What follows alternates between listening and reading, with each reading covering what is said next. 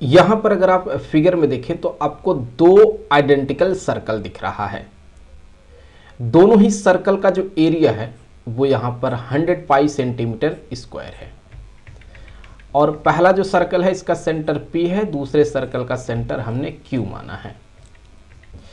और यहां point A, B, और अगर हम यहां एक पॉइंट C नाम दे देते हैं तो ये तीनों पॉइंट जो है टैंजेंट है।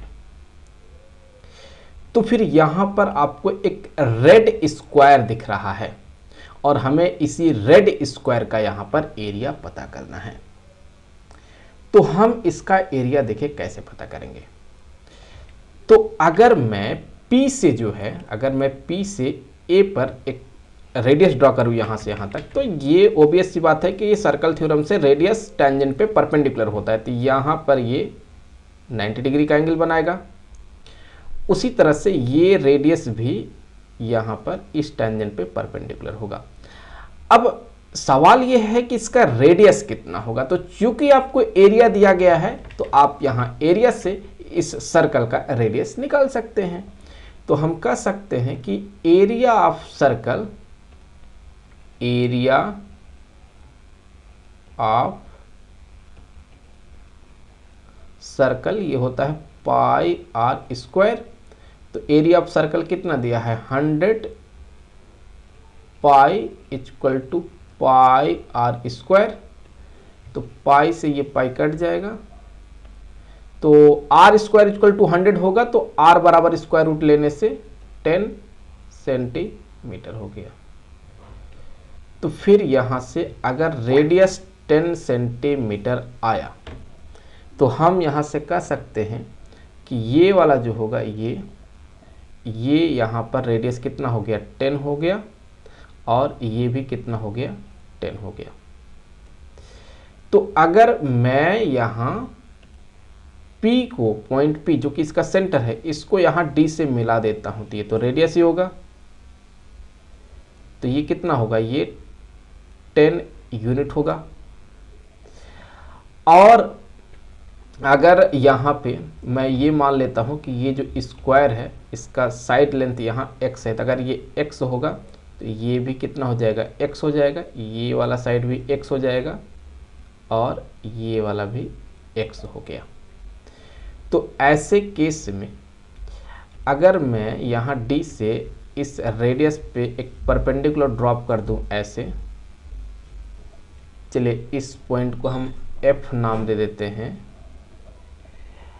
तो फिर यहाँ पे जो है, यहाँ पे अगर देखा जाए तो हम कह सकते हैं कि ये जो लेंथ होगा FA, ये स्क्वायर के साइड के बराबर होगा x।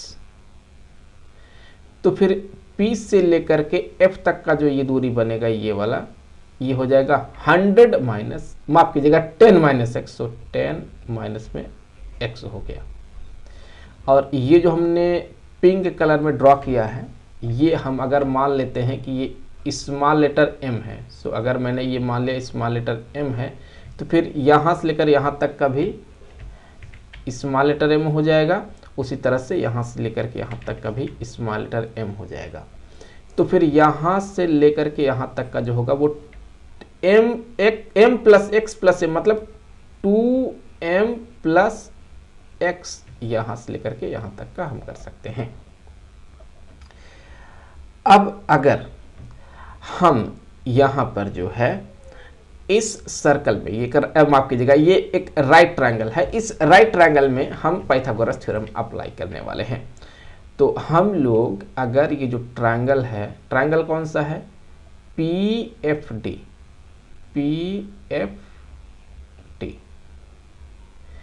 इस ट्रायंगल में अगर हम पाइथागोरस थ्योरम अप्लाई करें तो बेस मतलब m का स्क्वायर प्लस परपेंडिकुलर मतलब 10 माइनस x का होल स्क्वायर इक्वल टू 10 का स्क्वायर। तो फिर यहां से एक्सपेंशन किया जाएगा तो ये हो जाएगा m square plus 100 plus x square minus 20x equal to में 100 हो गया।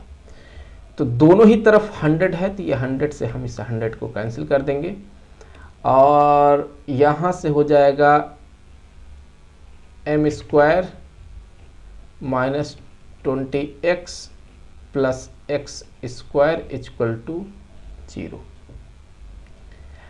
तो फिर यहाँ से अगर देखा जाए तो m स्क्वायर इक्वल टू हो जाएगा 20x प्लस x स्क्वायर। तो दोनों तरफ का स्क्वायर रूट ले लें तो m equal to square root में हो जाएगा 20x प्लस x स्क्वायर, या आप ये माइनस में हो जाएगा, सो यहाँ माइनस होगा ये।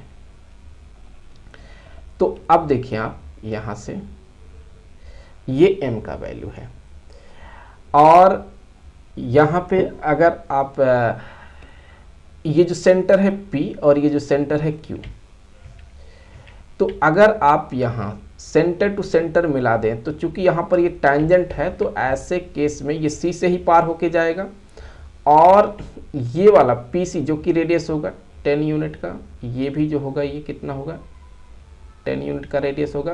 तो टोटल P से लेकर के Q तक कितना हो गया 20।